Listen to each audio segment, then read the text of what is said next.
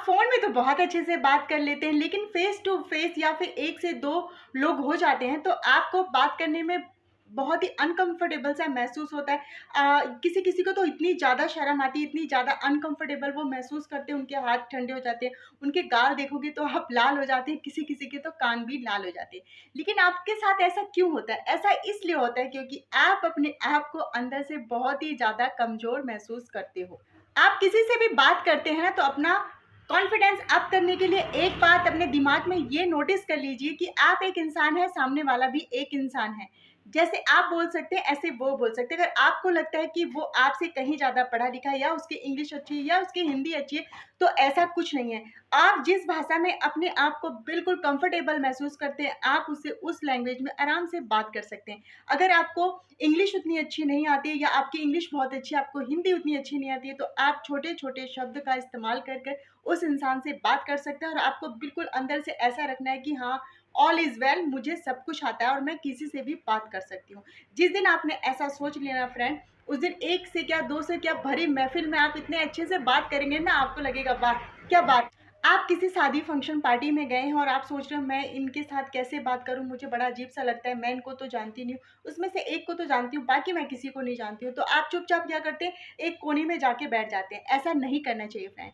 आप एक इंसान को जाते हैं, उससे थोड़ा-सा जाके बात कीजिए, जानते हैं उससे, जान-पहचान है उससे, जाके थोड़ा-सा बात कीजिए, अपनी जान-पहचान बनाइए और बिना डरे, बिना अंदर से झिझक ऐसी होती है ना, जैसे छोटे बच्चे होते हैं वो शर्माते हैं, तो हम लोग उनको कहते हैं नहीं नहीं बेटा ऐसा कुछ ही नहीं है, नॉर्मल है, आप जाके बात करिए, खेलिए, दूसरे बच्चों के साथ खेलिए।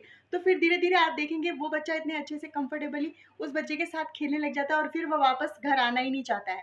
तो वैसा ही फ्रेंड हम बड़े लोगों के साथ भी होता है। अगर हमें ऐसा लगता है कि हम इस इंसान से कैसे बात करें, ये हमसे बहुत ज़्यादा पढ़ा लिखा है, ये अब मैं इसे क्या बोलूँ, तो आप जो है छोटे छोटे शब्दों का इस्तेमाल कर लीजिए। पहले जो है एक दूसरे के फैमिली के बारे में पूछिए, फिर उसके बाद जो अगर आपको थोड़ी बहुत नॉलेज हो तो अपने देश दुनिया के बारे में भी आप उस इंसान से चर्चा कर सकते हैं, बातें कर सकते हैं।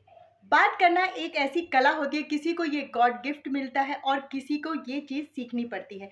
और बात करने का सही तरीका हर एक लेडीज़ हो या जेंट्स हो, हर किसी को आना चाहिए कि हमें किस जगह किस तरीके से बात करनी है।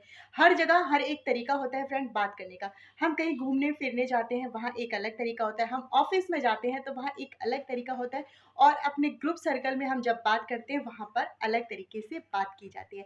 हम किसी भी इंसान से बात करें ना, तो उससे सबसे पहले आँखों में आँखें डाल के बात कीजिए, क्योंकि ये बहुत ही ज़्यादा गंदा परफ़ॉर्मेंस जाता है आपका दूसरों की नज़रों में। जैसे मैं आपसे बात कर रही हूँ, आप इधर-उधर नज़र कर रही हैं, ये बहुत ही गंदा तरीका है। आप बिल्कुल सामने वाले की आँखों में आँखें डालकर बात कीजिए। और एक ये बहुत गंदी आदत होती है फ्रेंड, जैसे हम लोग बात करें बीच में अपनी बात, पहले आप सामने वाले की बात सुनिए ध्यान से, फिर उसके बाद जब उसकी बात खत्म हो जाए, फिर आप अपनी बात को बोलिए। हम जिस भी टॉपिक पे बात करें तो हमें उसके बारे में इतनी ज़्यादा इन्फॉर्मेशन पता होनी चाहिए कि अगर सामने वाला उसके बारे में कुछ भी पूछे तो हम फटाफट उसको बिल्कुल सटीक पॉइंट पे जवाब दे सकें। ऐसा नहीं कि आप अल्लू-जल्लू कुछ भी बात किए जा रहे हो और सामने वाले ने उससे उस टॉपिक से रिलेटेड आपसे एक भी बात पूछ ली, आप बिल्कुल उस बात पे जवाब दे ही नहीं पा रहे।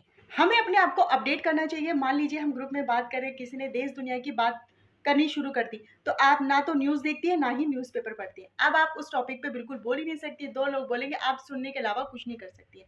इसलिए हमें जो है अपने आप को अपडेट करना चाहिए, हमें न्यूज़ भी देखनी चाहिए और अगर आपके घर पे न्यूज़पेपर आता है, तो न्यूज़पेपर को भी हमें पढ़ना चाहिए। जिससे अगर देश दुनिया के बारे में कोई कुछ पूछे, तो हमें थोड़ी बहुत जो नॉलेज होगी ना, तो हम वहाँ पर अपनी बात को रख सकते। सामने वाले से बात करते हैं ना फ्रेंड, जो अगर उसको हमारी बात अच्छी लग रही है, ऐसा नहीं कि हम सिर्फ़ अकेले बोले जा रहे हैं और वो बिल्कुल बोर हो रहा है, तो जो उसके मुँह के एक्सप्रेशन होते हैं ना, उससे हमें बिल्कुल पता चल जाता है कि उसको इस टॉपिक पे इंटरेस्ट है या नहीं।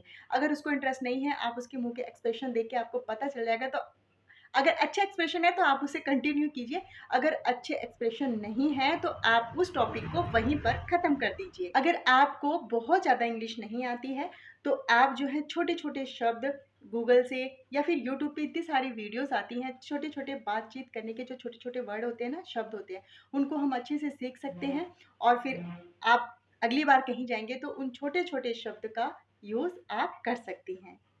मैंने आपके सामने ये कुछ पॉइंट रखे हैं, मुझे उम्मीद है फ्रेंड इसमें से एक आधा पॉइंट तो आपको ज़रूर पसंद आएगा। सबसे ज़्यादा पॉइंट कौन-सा पसंद आया, मुझे कमेंट बॉक्स में ज़रूर बताना।